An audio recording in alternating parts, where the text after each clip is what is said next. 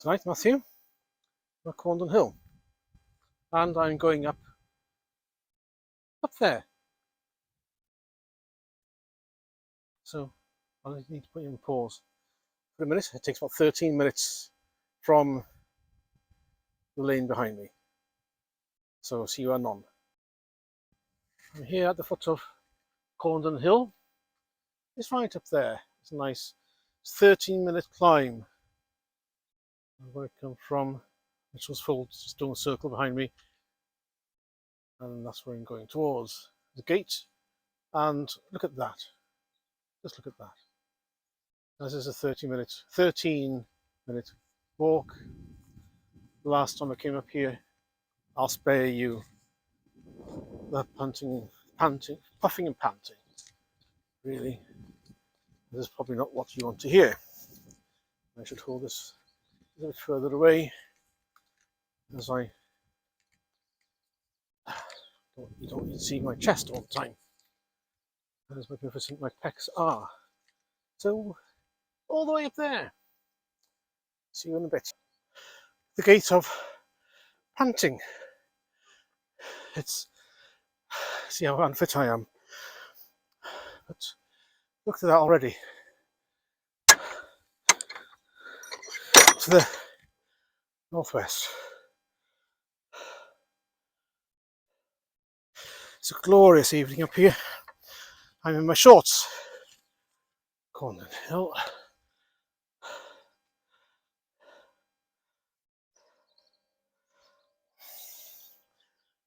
Yes, there's a path.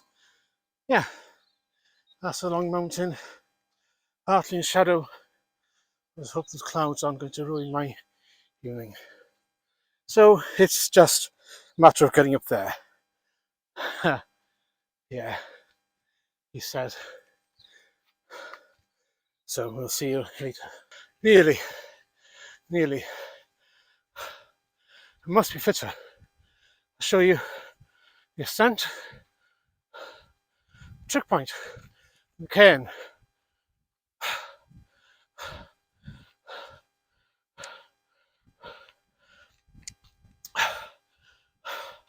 Right. Did that in how many minutes?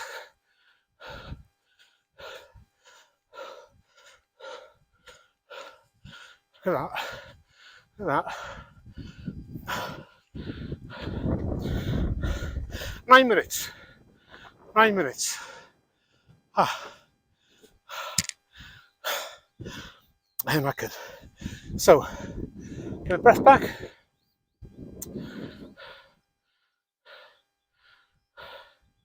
Here we are. So that's the bog. To the left, not in the middle, I hope. That's Corndon Hill. That's the Corndon Hills, Long Mountain. Beyond Long Mountain is Bedouin Range. I don't know how much you can see of that. You can see Aaron Valdwy, and the sun is about to set behind Caderittris. Opposite direction over the bog. There's Shrewsbury in the distance. I can make out the Shelton Water Tower, Nest Cliff, and that's the Striper Stones. And beyond that, Long Mynd. And in the far distance, that's what we've got down there. That's the Malverns, surely not. No, that's Clear Hill beyond the Long Mynd. Brown Clear Hill and Titstone Clear Hill. I can see the radome. Those are the Malverns. Well, I never. That's Corndon Hill, and I can just about make out in that direction Hay Bluff. And that down there is Churchstoke, looking towards Sarn and Kerry. Now that's the Kerry Ridgeway. Trying to hold this as still as I can, but that's certainly Hay Bluff. Yeah. That's Malverns. Isn't that fabulous? Trying. I can't see what I'm doing with this. Hope you can. So,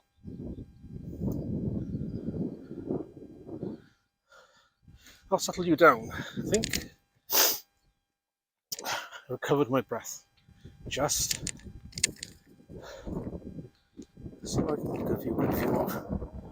He says, hopefully, trying to get some scenery in.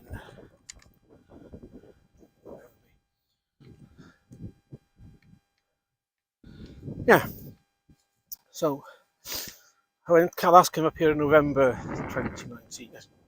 Last November. Got my dates mixed up. Yes, been short. It's lovely up here this evening. So, 9 minutes, 13 minutes last time I came up. 9 minutes tonight. Yes, I'd like to come up here to get energized, burn off some more fat, get fitter, to try to feel one with nature, get away from the madness. It's just insane, isn't it? It's just insane. The fact that some people think that an FPN, fixed penalty notice for a party, actually was it a party in Downing Street, was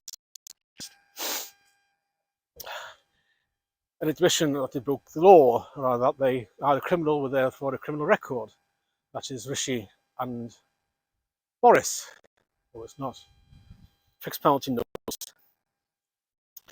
It's an extortion. It's a trick to keep people out of the court system. Pay us this amount, and we'll just make it all go away. Just brush it under the carpet. Forget about it. Or, if you wish to, and if you still insist that you're innocent, you have the right to take it to court, but there's a huge penalty if you're found guilty, which you most likely could well be. So we may as well just pay up this 50 quid just to sort of keep us quiet and go away, which is what they did. They had no need to broke the law. Well, what they did was supposedly contravened the regulation. Yes, I know that we were all under the same regulations as well. We shouldn't have been. Really, taking a cake downstairs on his birthday, it's like having a slice of birthday cake, really, in the same office that you're working with people in. All that differed was a cake, a slice of a cake, and that was it. So really, are we now expecting him to resign just for that, for a slice of a cake, when it's alleged that he's now a criminal for having paid an FPN? No, there's no more a criminal matter than an FPN for a parking ticket. Because I've had a few of those. Yeah, the Gremlins didn't like that I'm recording up here, doing my piece. Well, perhaps it was strayed too far. Yeah, it's Captain Keith. He was in. What was it before I stopped? Yeah, he was in Durham enjoying beer with mates in the back room. So what sorts of things are sort of gander. Really, though, just trying to find anything to get him out. They resent the fact that A, the general election, and B, of course, Brexit. That's the cause of all this. I really can't stand that came to pass. So, people like Matthew Stadlen droning that Boris must resign. And other people have actually droning that Boris must resign. What we need now is a Labour government. For goodness sake, this binaryism we have. Do people really think that we should only have a government from either one or two parties? I mean, are we really that immature? Yes, we are really that immature.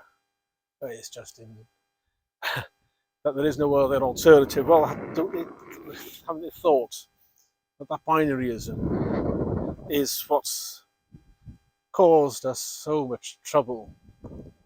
That really, Party A introduces policy, Party B then has to implement it and get into trouble for implementing it, because if it's unworkable, then the whole thing crashes, gets the blame for Party A's policy. Party A point out that Party B made horlicks of it. Then Party A comes back in and implements its own policy, which caused Party B to be removed from office. And people actually vote for one or the other. And yes, I was a Tory voter for Brexit, and people think that's really there's no other alternative. It's yo-yo. And people now blaming the Tories on the high fuel prices and thinking, oh, well, we'll vote Labour for lower electricity prices. It's just on this Labour introduced in 2008 Climate Change Act. That's the root cause of all this, actually, that the failure since decades to build nuclear power stations and invest. No. So, really, they're just voting for the people that cause the problem in the first place, and the Tories just fail to rectify it. So, genius. So, really, people need to have a hard think about what policy was introduced by which party and when, who's implementing it and who's carrying it out. They should have canned the whole thing, but they don't, do they? So then we need to look at other parties, alternative parties. But there are people just too wedded into the Westminster system. Lib Dems, yeah, the protest vote. They're just as bad. I mean, they all are. We need a complete revolution. We need to salt the earth. We need to start from scratch. Because we can't go on like this, can we? It's just utterly insane that people think that there's only need to have a two-party system. We should have only a two-party system. That's not realising who implemented what or who drafted what policy. But we don't really know what policies we want because we don't really think we do know who we are much longer. So I'll just give you another swing round. We'll go about 10 minutes again. This will be another job for the software, but as you can see now, that's my little rant. I try to come out here to be a little bit more positive, but really it's not easy though, is it? Yeah. Anyway, goodbye everyone. See you another day.